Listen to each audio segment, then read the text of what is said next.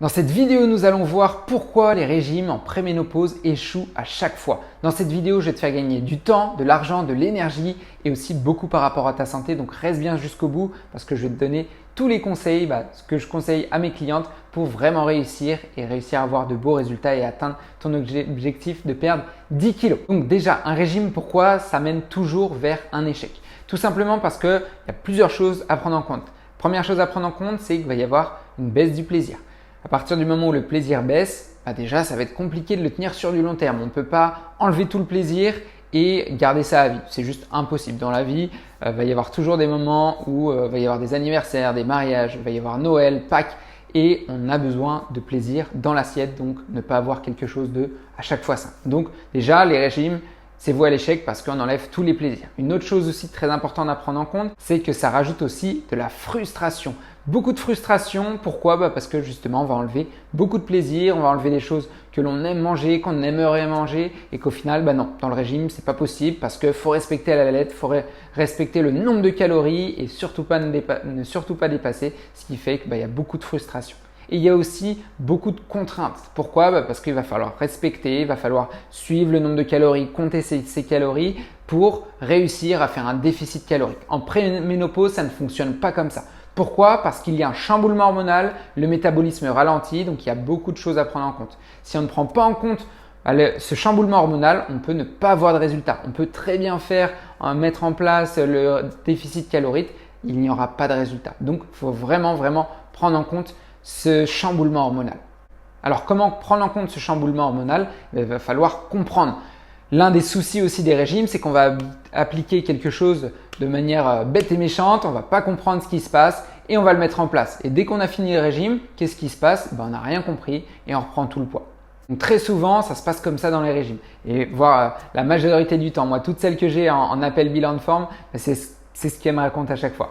Oui, j'ai fait un régime et qu'est-ce qui s'est passé? Ça a super bien marché, j'ai perdu 10 kilos. Et après, qu'est-ce qui s'est passé? Après, j'ai repris 10, 12 kilos, j'ai pas réussi à stabiliser. Sache que ce n'est pas de ta faute, c'est juste que ce n'était pas la bonne méthode, ce n'était pas la technique qui était adaptée à toi, à ton âge. Encore une fois, tes régimes échouent. Donc, quoi faire, comment le faire exactement? Déjà, il faut comprendre parce que le but, c'est de mettre quelque chose en place et de le garder sur du très long terme. C'est pas de mettre un régime en place, de le mettre un mois à fond, oui, je vais perdre 10 kilos en un mois et après, il y a une reprise. Non, le but, c'est de mettre des choses en place. Il faut mieux perdre un petit peu moins rapidement. Moi, c'est ce que je dis, 3 kilos, entre 2, 3 kilos 5 en un mois, c'est très bien, c'est suffisant et ça permet de perdre de manière durable et de ne pas le reprendre par la suite. Donc, il faut vraiment viser ça. Donc, comment faire exactement? Déjà, il faut comprendre. Il faut comprendre ce que l'on met en place. Si tu comprends ce que tu mets en place, si tu comprends ce qui se passe au niveau du chamboulement hormonal, au niveau de ton métabolisme, tu vas voir par la suite, ça va être beaucoup plus simple de suivre. Parce que si tu mets quelque chose en place où, alors oui, c'est très bien, on t'envoie les plats, tu as juste à les manger, mais tu n'as pas compris, à partir du moment où tu vas arrêter, tu vas tout reprendre parce que tu n'as rien appris et tu as juste appliqué quelque chose et au final, c'est la reprise parce qu'on ne peut pas garder des choses comme ça sur du long terme. Alors maintenant, on va voir ce qui marche. Qu'est-ce qui marche exactement? Déjà, faire un rééquilibrage alimentaire et reprendre sa santé en main, ce n'est pas moins manger, mais c'est bien mieux manger. Et moi, je le vois très bien avec mon expérience avec mes clientes, toutes mes clientes que j'accompagne, le groupe de clientes que j'accompagne depuis maintenant plus de 3 ans. Donc, il y a des nouvelles clientes qui arrivent à chaque fois. J'en ai d'autres qui restent avec moi sur du long terme. Mais je le dis toujours au début, ce n'est pas moins manger, mais c'est mieux manger. C'est quoi exactement? Tout simplement, les assiettes sont bien remplies. Il y a beaucoup de légumes, il y a beaucoup de bonnes protéines. Il y a aussi des céréales à l'intérieur. Et on mange bien. On ne mange pas seulement une feuille de laitue, surtout pas. Donc mieux manger, pas moins manger. Ça, c'est vraiment une règle super importante.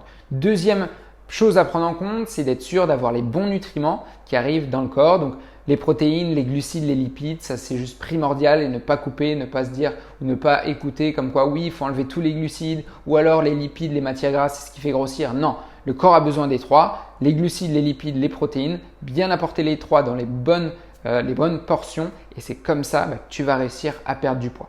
Surtout en ne mangeant pas moins.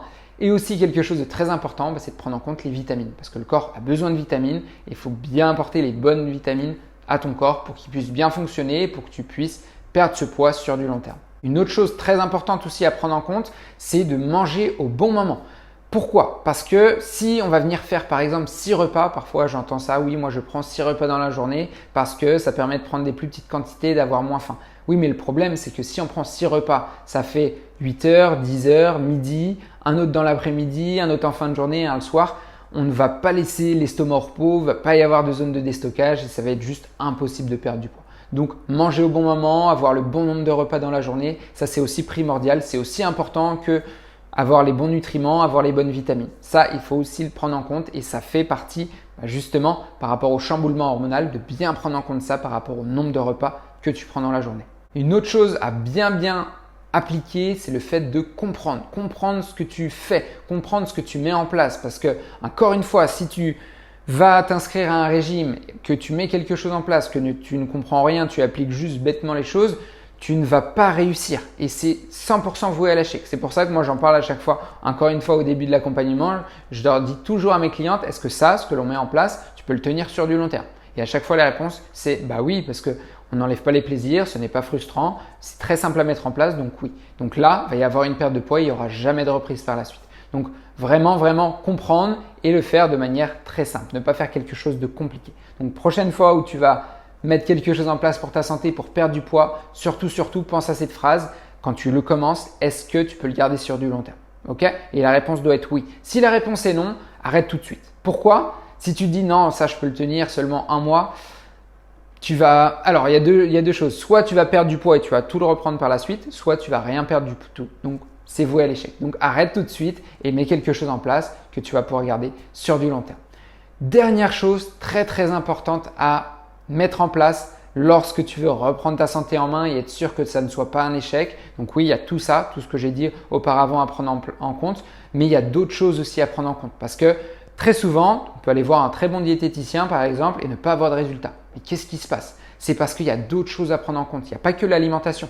Il y a aussi l'activité physique. Il faut mettre une activité physique en place. Alors, ce n'est pas du sport, ce n'est pas 3 heures de sport tous les jours ou même pas du tout 3 heures de sport par semaine. C'est des petites activités physiques mais qu'il faut faire de manière régulière et c'est comme ça que tu vas réussir à perdre du poids de manière sur du long terme et retonifier ton corps. Donc l'activité physique à mettre en plus et aussi en plus de ça, il y a l'hygiène de vie. L'hygiène de vie, ça comprend quoi? Tout ce qui est amélioration du sommeil et gestion du stress. Ça, c'est un dernier pilier trop important aussi. On peut très bien faire son alimentation, très bien faire son activité physique, mais si l'hygiène de vie, le sommeil et le stress ne vont pas bien, on peut rester bloqué par rapport à la perte de poids. J'ai déjà vu ça. Donc, il faut bien mettre en place ces 3 piliers et là, tu vas réussir à enfin atteindre ton objectif et à enfin y rester. C'est comme ça que tu vas pouvoir atteindre tes objectifs et ne pas refaire encore des régimes à la mode.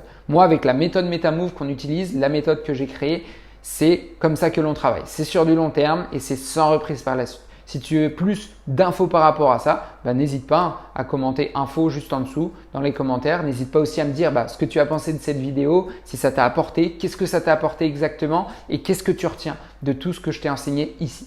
Allez, je te souhaite une très bonne journée et je te dis à très vite pour la prochaine vidéo.